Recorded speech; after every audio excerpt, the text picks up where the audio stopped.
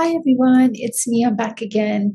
I recently did a 10K run, and the reason why I'm telling you guys about it is because it was a big deal for me. And the reason why it was a big deal for me is because earlier, before my breatharian path, I could not run at all. I mean, I'd go to the gym and I'd go on the treadmill, and I have a lot of knee pain, and I can run on the treadmill for like maybe a day or two, and then after that, my knees would start hurting. And so, going for like a marathon or 10K, 5K, 15K run was just kind of out of my view. Like it was not even available to me. I didn't even think about it because that wasn't even something that was my reality. I always thought that I can't run because I have joint pains. So because of my breatharian path, I no longer have joint pains. How I figured that out is because, during COVID, everything was closed. And about 6 months ago in California, like the gym started opening up. So I started going to the gym, and I was going on the treadmill, and I realized I can go on the treadmill, I can run maybe 5K or something without my knees hurting, and day in and day out. I was like, oh my God, this is pretty good. So I'm in India right now, and I was going to the gym here, and I was running, and then a friend of mine was going to participate in a marathon, and he says, well, why don't you come along with me? And I was like, okay, well, instead of coming along, why don't I just do like not a full marathon, but maybe I can do a 5K. And he was like, no, don't do a 5K, do a 10K. I was like, okay, I'll do a 10K. So anyways, I ended up doing a 10K, and I was extremely excited about that because I finished fourth. Not that I was like competing or anything like that, but I missed second place, but by less than a minute.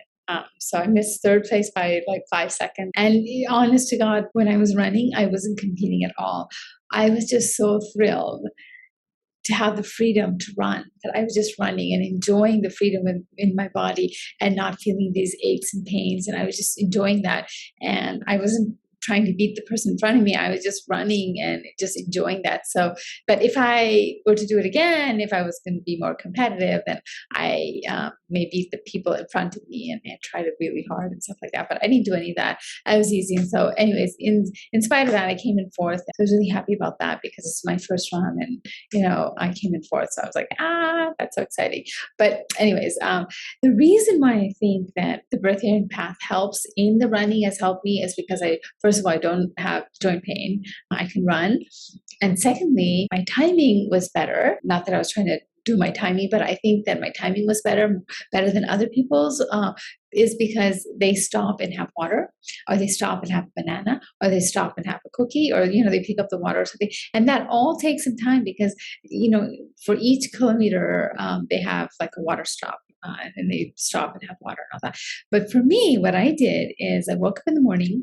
So the race was around 6:15. I woke up in the morning and I went to the race place, and I didn't have any water before the race. Like I woke up and I just kind of took a shower, got ready, and left. I did the whole race, the whole 10K, without having any water. Not that I was thirsty and I wanted water and I was depriving myself of water, but I just wasn't thirsty and I didn't need water. So I did the whole race without water. I finished the race and there was water there, and I didn't have water because I didn't really feel like having water. So I didn't have water there either. So anyways, I finished the whole thing. So what I'm trying to say is that I saved time.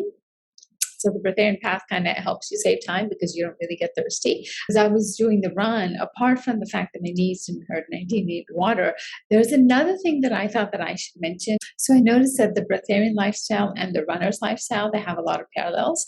And so I just kind of made a note of what the parallels, I kind of thought about that. I was like, they're very similar. And so both of them require a lot of effort and dedication. So, and this is just based on my personal experience on how I have been on the breatharian path. I can just speak from my personal experience. So I've noticed that the breatharian lifestyle and the runner's lifestyle have a lot of parallels just based on my personal experience of being on this path. So both of them take effort and dedication. To be on the breatharian path does take effort and dedication. To be a runner, it takes effort and dedication.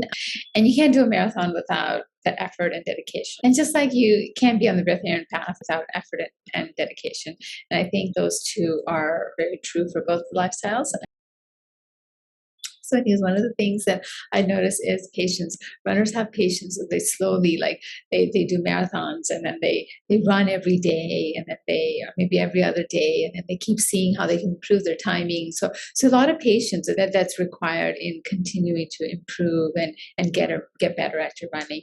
And so that's what I see, that runners keep trying to improve their timings, and they can't go all out because they might hurt themselves, right? So they have to kind of pace themselves. That's what runners do.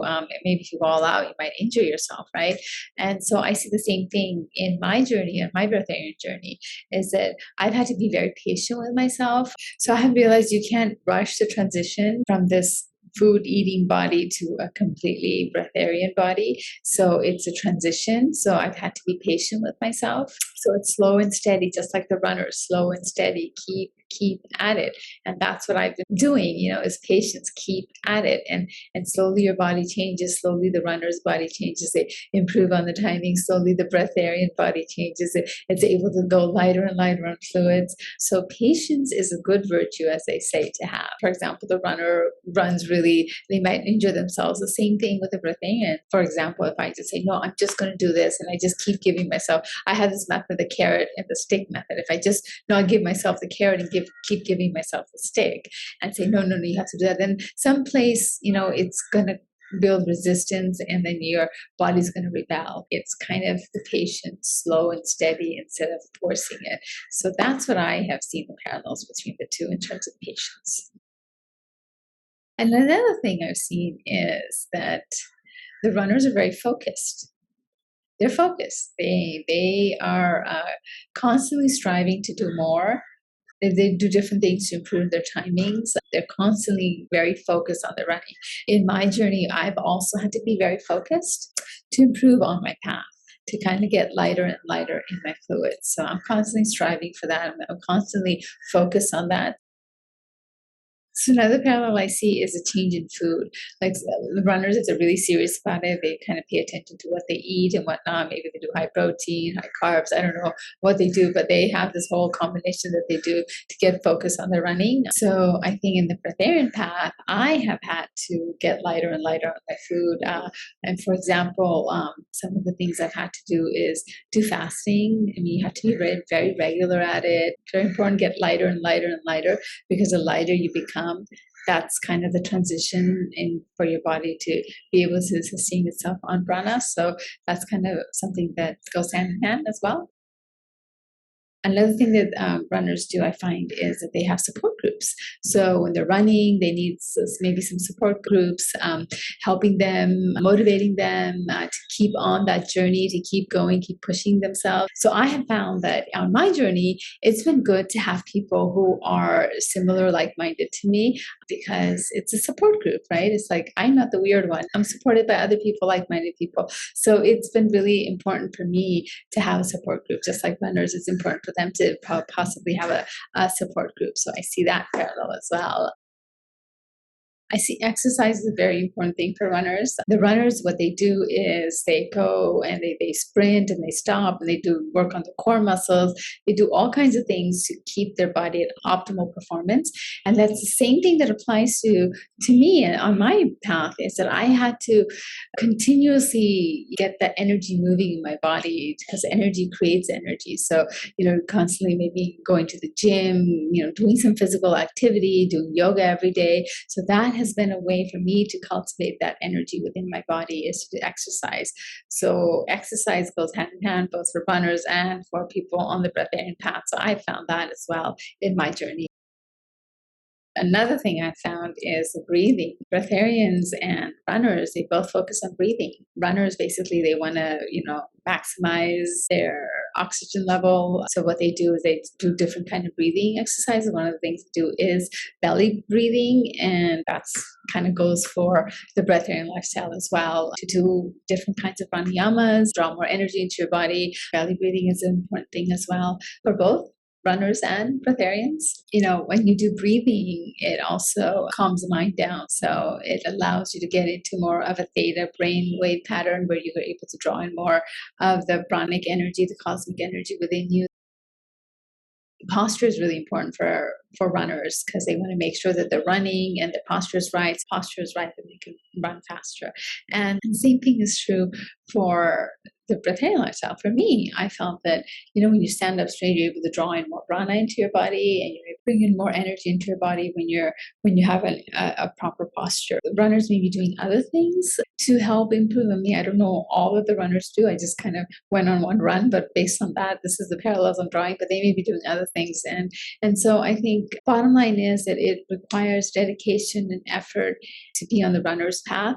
The Breatharian path, from my experience, it does require that dedication, the commitment and the hard work and the perseverance and the patience and all of that to continue to be on this path. And so the runners love it, what they're doing, and I love my journey and what I'm doing. So I think whatever sacrifice you feel like you're giving, I think it's not really sacrificing because you're getting so much. There are certain hurdles you have to go over or go through, but it has been so nice to be on this journey and to see that my knees are not hurting, that I'm able to run because when I'm running, I'm on a complete empty stomach and I'm just running.